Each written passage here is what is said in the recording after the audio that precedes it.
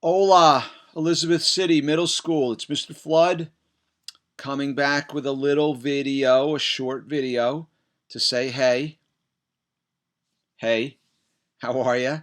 Wanted to come back with a little video for a couple reasons. Number one was to say thank you.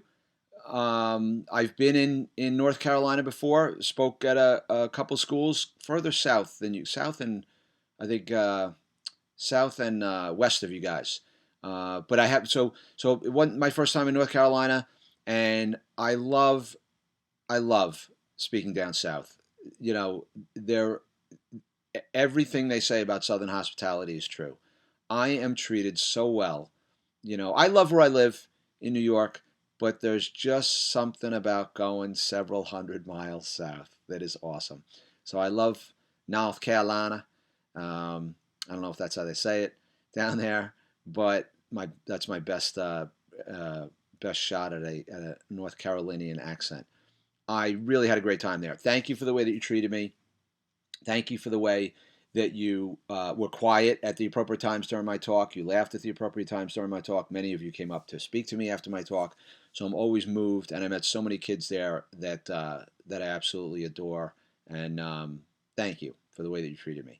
So that's one. Two, I'm coming back with this video to remind you of the challenges that I gave you when I was there. Because, everybody, guys and girls, everybody from babies to people who are 100 have a built-in forgetter, and that is we all forget things, all of us.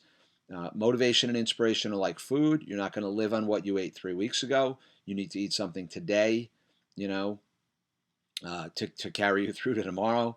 So inspiration is the same way. You may need to hear something several times, or hear something inspiring or motivational to carry you through with motivation.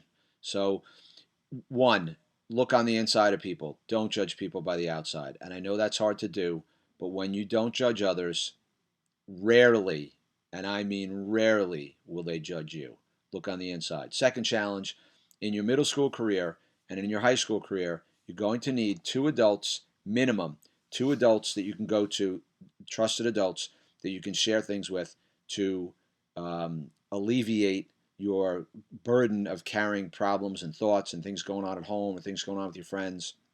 And I don't say this, I don't get a chance to say this, say everything I want to say in an assembly, guys and girls, but when you share a problem with someone, you cut it in half. You don't dump it on them, but when you share it with them, and an adult preferably, your friends are great listeners, whatever. They're not going to be able to give you a lot of perspective on things, but they can be great listeners, to tell things to. But when you share it with an adult, you kind of leave it with them. They give you some perspective, kind of walk and talk you through it. So connect with two adults, show respect for them. That's the way to begin that relationship. And the third challenge that I gave you was that no one should have to eat alone at Elizabeth City Middle School, and show up for other people. Always be an includer, someone who includes. I am an upstander. I am not a bystander. I am an includer.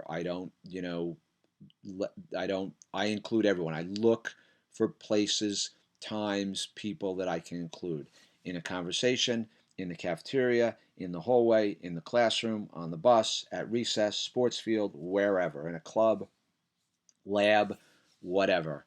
Be an includer. So thank you again. I had an awesome time there. Like I said, I really, it would be hard for me to move, but if I was gonna, there's like maybe two or three places in the country that I would move, and North Carolina is one of those two or three places. I absolutely love it down there. So hope I get a chance to run into some of you someday in a Starbucks, Panera, Dunkin' Donuts, or some other type of caffeine type place. Hope you're all well, guys and girls. Have an awesome Thanksgiving, and then the all the holidays that we celebrate after that. Have a great day and a great rest of the school year.